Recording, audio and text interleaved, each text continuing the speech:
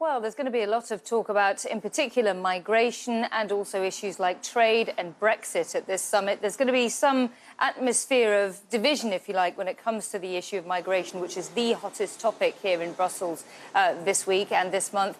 But also there'll be a sentiment of solidarity when it comes to trade, because remember that the European Union is a trading bloc that feels that it's increasingly coming under attack by protectionist policies that have been espoused by US President Donald Trump. So you're going to expect some conversations where a lot of these countries will see eye to eye on issues like, for instance, trade, also the issue of Brexit. But then there's going to be a lot of division in the room, and that is likely to centre upon the most contentious issue of all, migration, as, of course, more people embark upon the dangerous journey across the Mediterranean Sea towards these European shores.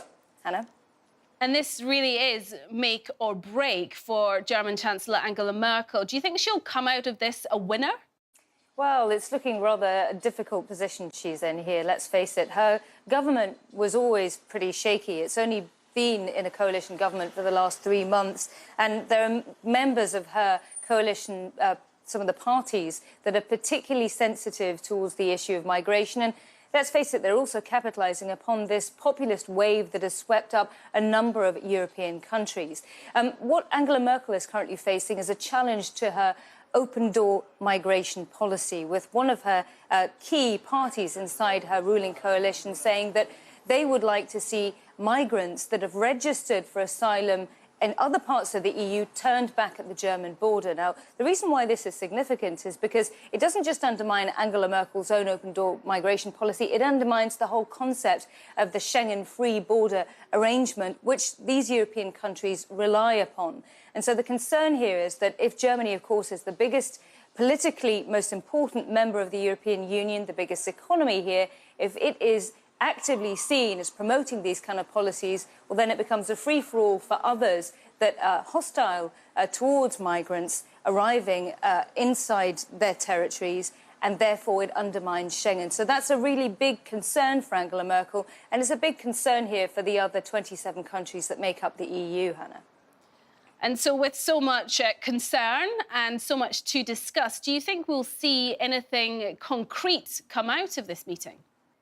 Well, we already know, especially when it comes to that most contentious issue of the day that's going to be discussed over the next 2 days at the summit, migration. We know that there is a sort of rough game plan, largely because 16 of the founding members of the European Union, the countries that are also most affected by the waves of migration, countries like Italy, they already had a pre-summit just last weekend. And we understand that during that pre-summit, they've already agreed to a rough roadmap designed to try and tackle the large waves of migration that Europe is facing.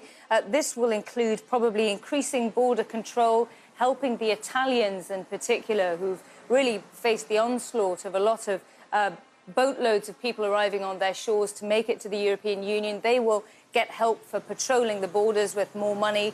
Also help for Libya, which is the main point from which some of these migrants set off on these dangerous journeys across the Mediterranean.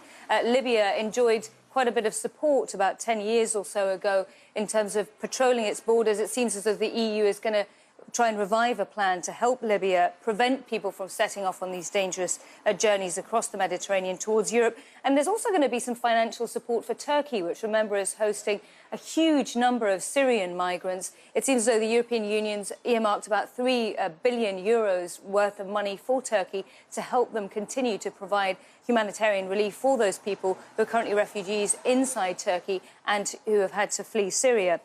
And then there's this slightly more contentious issue of having some kind of disembarkation centre outside of the European Union. So the EU is having discussions with North African countries, countries like, for instance, Morocco, also Libya, to have centres where people's asylum requests can be processed offshore, so not inside the European Union. These are the 3 or 4 things that seem to be on the table, and we may well see inside a draft agreement, particularly when it comes to the issue of migration. You mentioned there Italy, and some of the geopolitical things that are coming out of there at the moment have really caused a bit of disruption within the European Union and Europe as a whole. Do you think this meeting then will do anything for the solidarity and the mood within Europe? Well, on the one hand, there is a sentiment of solidarity on some issues, particularly economic issues, also ideological and political issues, like, for instance, whether or not the European Union gets closer together after the UK leaves and Brexit happens, or whether it goes its own way and different states start to agitate for their own political agendas. So there's a mixture of solidarity on some fronts, largely political and economic, and then, of course, there is disunity, particularly when it comes to the issue of migration. Now, you'll probably know that Hungary recently passed laws that makes it illegal to help migrants. There's other countries that are openly more hostile towards migrants entering the European Union. So the Eurocrats inside the European Commission here behind me, they've got a very difficult balancing act to do here, because on the one hand, they have to respect the sovereign wishes of some countries, but also they cannot afford to undermine the whole concept of free movement of goods, people and services. And in particular, when it comes to people, it is the Schengen Agreement. Remember that not all European Union countries are actually members of the Schengen movement of people. The United Kingdom, also Ireland, they're not members of Schengen. But that doesn't mean that Schengen shouldn't be here to stay. So that'll largely be a message that's going to be communicated throughout the course of the summit, but it will be one that not everybody will be willing to hear. So it'll be up to the European Union and the Eurocrats in places like the European Commission here to try and frame the discussions so that the polarisation of views isn't quite so acute and people eventually can come to some kind of consensus. Because remember that we are in the summer period, so there will be more and more people setting off for Europe's shores across the Mediterranean on some of these rickety boats. And it's a situation that these countries will continue to have to confront. I should point out, though, that the number of migrants arriving in Europe has decreased rather significantly since a number of these policies that the European Union has put forward a few years ago have come into place, in particular Turkey holding millions of Syrian refugees and providing humanitarian aid and camps to them. That has helped. Migration reached a peak of about 1 million people back in 2015. So far, for the first 6 months of this year, only 43,000 people have actually managed to make it to Europe. So it gives you an idea of how some of these policies do mean that migration has decreased. But again, we are in the peak summer season, so we'll see more boats setting off from places like Libya.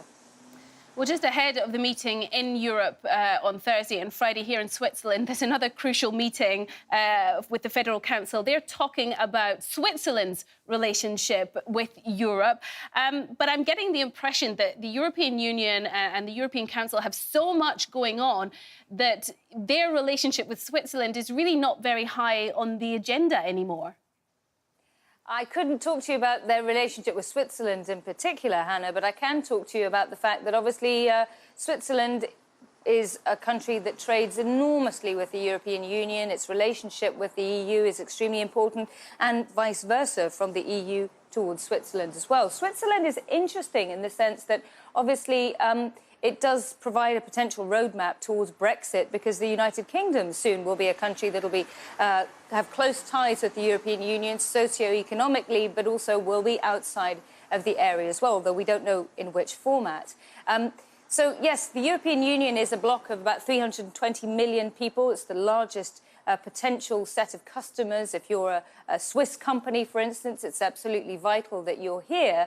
But on the other hand, it is also a number of countries that have a number of different issues. And what we see during these kinds of summits is people pulling in different directions and then pulling together. And I suppose what's really going to be interesting for Switzerland is how the European Union continues to send a strong message on economics, on trade, when, of course, it's facing protectionist measures coming from the United States, particularly when it comes to the tariffs on aluminium and steel.